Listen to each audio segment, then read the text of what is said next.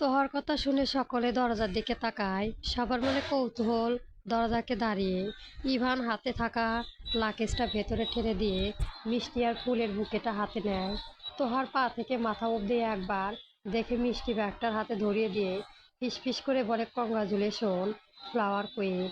তোহা চমকে উঠে দূরে সরে যায়। ইভান হেসে ভেতরে ঢুকে সবাইকে সালাম দেয়। সকলে প্রায় অবাক, তবে শ্রেয়সী কিংবা ইরু চিনতে পারছে না এটা কে। ইভানকে দেখে মেহেরজ উঠে দাঁড়ায়। ইভেনকে মেহেরজের জড়িয়ে ধরে কতদিন পর। তারপর শ্রেয়সীর দিকে তাকিয়ে বলে, ভাবি আসসালামু আলাইকুম, কেমন আছেন? শ্রেয়সী চমকায়, সে তো চেনেই না লোকটা, তাও ভদ্রতার খাতিরে সালামের উত্তর দেয়। ইভান ফুলের বুকেটা ফাহিমের দিকে কোলা কলি করে বলে, কংগ্রাচুলেশন উকিল সাহেব। এক ধাপ তো এগিয়ে গেলেন, মিষ্টি খাওয়ালেন না। ইভান বলতে দেরি, কিন্তু মিষ্টির প্লেট থেকে মিষ্টি তুলে ইভানের গালের ভিতরে পুরে দিতে দেরি হয় না। ইভান মিষ্টির দিকে তাকাতেই মিষ্টি বলে, ফাহিমকে দিতে, তাই আমি দিয়ে দিলাম, বাট তুই আসবি বলবি না কেন দোস্ত? সারপ্রাইজ দেবো তাই। ইভান একে একে সবার সাথে পরিচিত হলো। শ্রেয়সী শোনেনি মেহেরজের তা ভাই আছে শুনে অবাক হয়ে সিএমে পৌঁছে গেছে। তোহা এখনো একদম চুপ হয়ে দাঁড়িয়ে আছে। ইভানের বড় ফ্ল্যাটের কুইন কথাটা এখনো কানে বেজে চলেছে। একসময় এই নামের একমাত্র তাকে ডাকতো, আর শুধু অতীত। তোহা এসব ভেবে বড্ড পায় না, তার বড্ড। শ্রেয়সীর হাসি মুখে মোবাইলটা বের করে দেখে স্ক্রিনে আব্বু বলে সেভ করা নাম্বার। সাথে শ্রেয়সী গলা শুকিয়ে যায়। শ্রেয়সী প্রাণে মেহেরজের চোখ পড়তে ভ্রুজোড়া কুঁচকে যায়। মেহেরজ তোহাকে ইশারা করতে করতে তোহা উঠে শ্রেয়সীর পাশে যায়। তারপর বলে, কি হয়েছে ননদিনী? মুখ শুকনো শুকনো লাগছে কেন? তোহার কথায় শ্রেয়সী তার দিকে তাকিয়ে ছোট্ট করে বলে, আব্বু কল দিয়েছে। শ্রেয়সীর কথা শুনে মেহেরজে উঠে আসে। তারপর, আমার কাছে দেন, আমি কথা বলছি। মেহেরজের কথায় তোহা মেহেরজের হাতে ছোট্ট একটা ঘুষি মেরে বলে, মাথা খারাপ তোর? সামনের সপ্তাহে তোদের বিয়ে, এখন তোরা একসাথে শুনলে কি ভাবে? আমি কথা বলছি, ওর চেয়ে ননদিনী কল রিসিভ করলো। রশি তোহার কথা কল রিসিভ করে ফোনে কানে ধরলো। মেহেরজ আজ কিছু বলো না, আবার সবার কাছে চলে গেল কথা বলতে।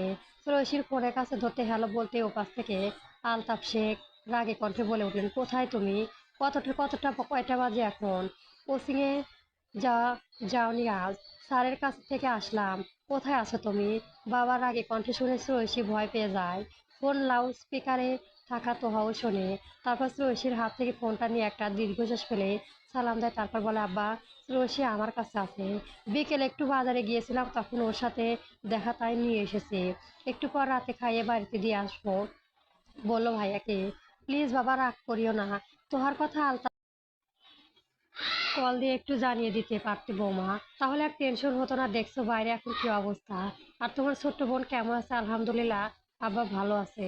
আর আসলে সময় বুঝতে পারিনি বাবা। বুঝলে বুঝতে পারলে নিশ্চয় কল দিতাম। রাগ করে না, একটু পরে দিয়ে আসবনি ওকে। আচ্ছা সমস্যা নেই বৌমা, তোমার শাশুড়ি চিন্তা করছিল তাই কল দিলাম, এখন তোমাকে কল দিতাম। আর যদিও থাকতে চাও তোমার কাছে থাকুক, সমস্যা নেই। আচ্ছা বাবা, কিন্তু আপনার ছেলে যদি জানতে পারে? তোহার কথায় ওপাশ থেকে আলতাফ শেখ বোধহয় হাসলেন। তারপর বললেন, চিন্তা নেই বললো বাবা। আচ্ছা, এখন রাখি বৌমা, তোমার শাশুড়িকে বলি, নয়তো চিন্তায় পাগল হয়ে যাচ্ছে। আচ্ছা। তোমার কল কেটে দিয়েই শ্রেয়সী তোহাকে জড়িয়ে ধরলো। তারপর বললো, অনেক অনেক থ্যাংক ইউ ভাবি। আমি আমার জ্যান্টুম্যান্টু ভাবি, আমাকে এভাবে বাঁচালের জন্য। শ্রেয়সী পাগলামো দেখে তোহা হাসে। তারপর, পাগল নেই, আমি কি তোমার ননদের চোখে দেখি? আমি তোমাকে নিজের বোনের চোখে দেখি, তাই তোমাকে বাঁচানো আমার কর্তব্য। যদিও তুমি আমাকে আগেও বলনি, কিন্তু আমি জানতাম, কারণ প্ল্যানিংটা আমারই ছিল। তোহার কথায় শ্রেয়সী হাসলো। শ্রেয়সীকে নিয়ে তোহার ঘরে চলে গেল। ইরু আর মাহিমার শাহিদা খাতুনের কথা বলতে লাগলো।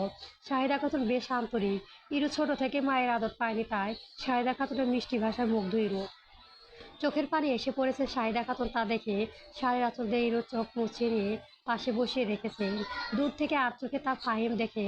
তার মা সেই দিনে রাজি না হলেও ইরুর কষ্ট আর ভালোবাসার কাছে হার মেনে নিয়ে রাজি হয়েছিল। ফাহিম জানতো তার মা ইরুকে অনেক ভালো রাখবে। ইরু অত্যন্ত একজন ভালো মা পাবে, তাই এত তোড়জোড়। রাফি সাহেবের লাশটা নিয়ে হঠাৎ তদন্ত বন্ধ করে দেওয়া হয়েছে কোনো কারণ ছাড়াই। মানুষজন আবার হলেও কেউ কোনো প্রতিবাদ করেনি। আনাম মিয়ার টাকা খরচ করে বন্ধ করেছিল। কারণ রাফিকে বিষয়ে তদন্ত করে গেলে অনেক কালের সত্ত্বে সমস্যা চলে আসে, বিপদ বাড়বে। আনাম নিয়ে চলে যাচ্ছে, এসব বিপদ বাড়বে। এমপি হওয়ার অনেক চাপ এবং তার মাথায় বেশ কিছু মেয়ে পালিয়েছে গুদাম থেকে। কিভাবে পালালো মাথায় আসছে না। তবে 5 জনের মধ্যে 4 জনই উপরে পাঠাতে পারলেও একজনকে এখনো খুঁজে পাওয়া যায়নি। আনাম মিয়ার লোক চিরুনি তল্লাশি করতে যাচ্ছেন। আনাম মিয়ার মনে একটাই প্রশ্ন, মেয়েগুলো পালালো কিভাবে? কড়াতালা দেওয়া থাকলেও গুদাম দারোয়ান থাকে, তাহলে কিভাবে গেল? সব বিপদ কি একসাথে লেগেছে?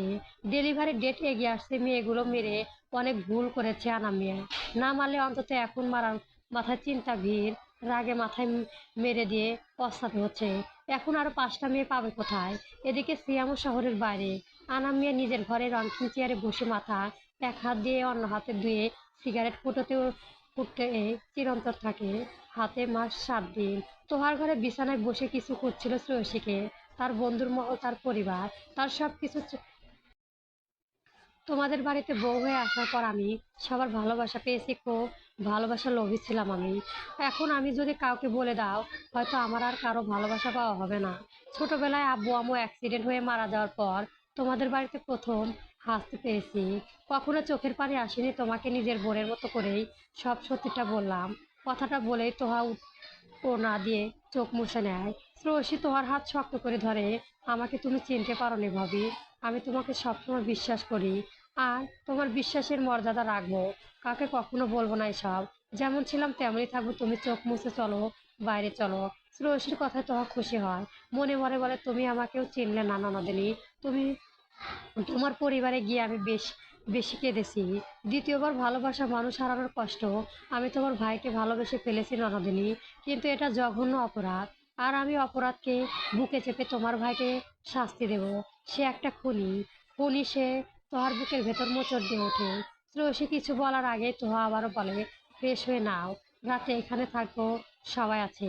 আমি রান্নাঘরে যাই, অনেক রাত হয়েছে। তুমি ফ্রেশ হয়ে সবার মাঝে গিয়ে বসো। আচ্ছা। তোহা চলে যেতে শ্রেয়সী উঠে দাঁড়ায়।